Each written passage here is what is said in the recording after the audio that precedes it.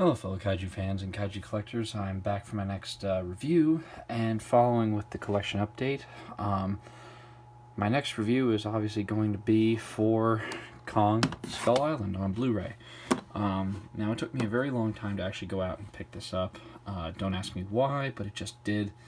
I enjoyed it. I wouldn't say it's my favorite, or even... I'd say it's maybe my third favorite of the franchise, because I really don't care for... obviously for Kong Lives, which is a piece of shit, or I really don't care for Peter Jackson's remake. So this for me was pretty much a modern Kong film done right, and I really like the idea of setting it in the post-Vietnam era, and just some of the things that they did with it. So I did see this when it came out in theaters. I didn't see it opening weekend like I had the 2014 Godzilla movie or King of the Monsters this year, but I did make sure I went to see it nonetheless, and I'd say I was pleasantly surprised. It was very well made, and I liked it how it was done as a prequel, because they could have easily just done a sequel and focused it on like, oh well, now we found Kong too. No, Kong had been found shortly after Godzilla, but he didn't really like resurface. Godzilla really didn't resurface until after Kong. So yeah, I really liked that aspect of it, and I also liked the idea of like some of the monsters that they brought in, and also just Kong being bigger now. He's not like 30 to 50 feet, now he's 100 feet. So yeah, I like the idea, like the ideas that they threw around with it. Now this is obviously just the basic Blu-ray. So on the back, you get all your special features in there. You get a Creating a King 2-part exploration of the rebirth and recreation of an iconic monster. Monarch Files 2.0 Companion Archive, dive deep into the organization and Monsterverse mythology. Tom Hiddleston, the Intrepid Traveler, and deleted scenes, director's commentary, and other things too. So, yeah, this was a fantastic movie, and the soundtrack for the movie I just really enjoyed. So on the inside, you got your Blu-ray and DVD. The DVD's got Kong's handprint, and the Blu-ray has like the Monarch logo there. This will focus. Yeah, so you got the Monarch logo in there. Presentation on this is very, very nice. I think it may also have to do with like that this was primarily shot during the day, so you don't have all the dark scenes of Godzilla 2014. And if you saw my review for King of the Monsters, you know that was one of my concerns for what the Blu-ray of King of the Monsters will be like, because hopefully it won't suffer from the same issues as 2014 Godzilla Blu-ray did, where it was like very, very, very dark. I mean, that's a simple fix. You could honestly just turn the brightness up on your TV, but at the same time too, you really don't want to have to do that just to view a movie. So yeah, as far as the extras go, it's what you would expect from a modern movie. It's just like behind the scenes stuff. It's not necessarily like the mythology stuff or like the in-depth fan-centric kind of stuff like we got with the classic media Godzilla DVDs.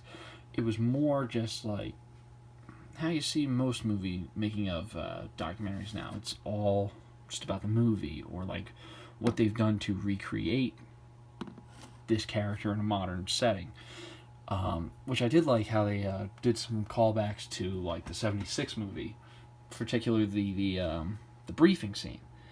Like the briefing scene in that, as soon as I saw that in the theaters, I was like, okay, there's the '76 Kong movie, which I also happen to have on DVD as well, which I will be reviewing this eventually.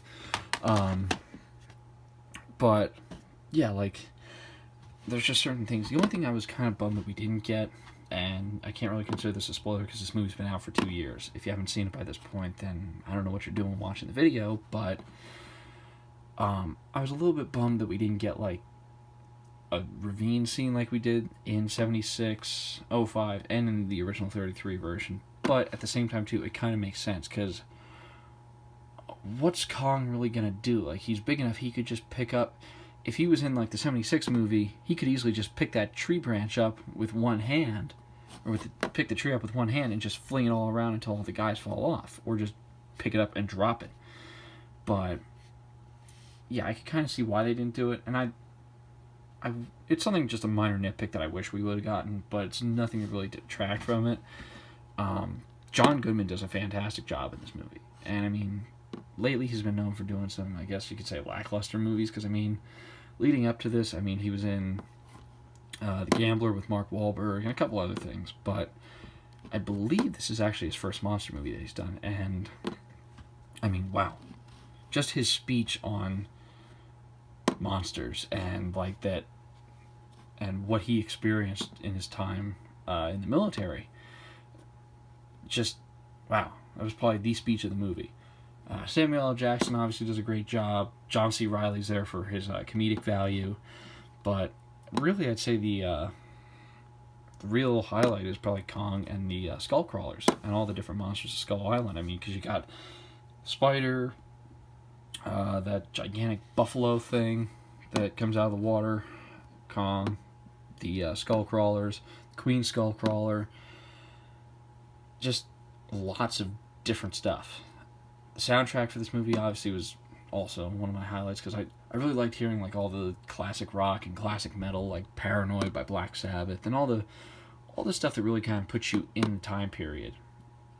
So, yeah, overall, I really don't have any complaints with the movie or the Blu-ray. The Blu-ray was really good, but it's kind of like a standard Blu-ray.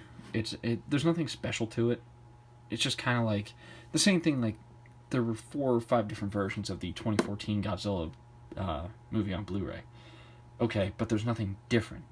Yeah, you may get different cover art, you may get it in Steelbook, but it doesn't change what you get.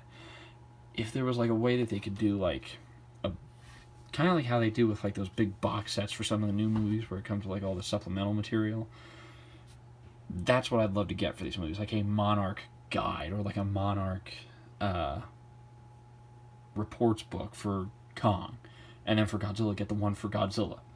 So yeah, it just would have been some cool stuff to throw in, but nothing that really detracts from the movie overall or the Blu-ray. I highly recommend it. If you haven't seen this, or if you don't own the movie, I'd highly recommend the Blu-ray. Great picture quality. It looks how I would imagine a Hollywood monster movie should. And I'll tell you what, they I believe this was another first-time director. Maybe not, but they really handled this movie very well. They got away from the Beauty and the Beast storyline and just gave Kong like a new lease on life. It's something different, because I mean, if they went the Beauty and the Beast route, we'd just be seeing it for the 4th time in a row. And quite honestly, I'm getting tired of that same formula. It's like, okay, cool, we get it. He's in love, and he's infatuated by this woman, and he's going to die because of her. Okay, cool, we've seen this before. But because of the fact that, like, now that Kong was on Skull Island for a reason, and that without him, the ecosystem in there, like, falls apart, it's pretty much the same thing as Godzilla.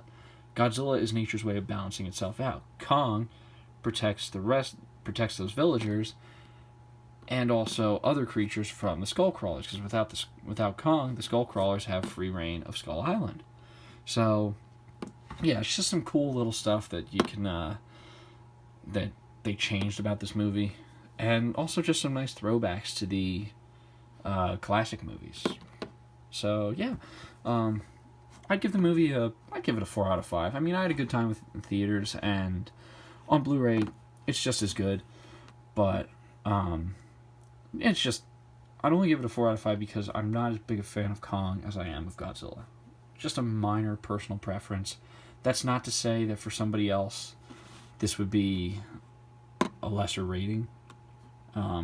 Someone might wind up enjoying this more than the 2014 Godzilla movie. It all just comes down to personal preference. But yeah, so hope you guys enjoyed the video, and I will see you guys for my next review. So keep collecting.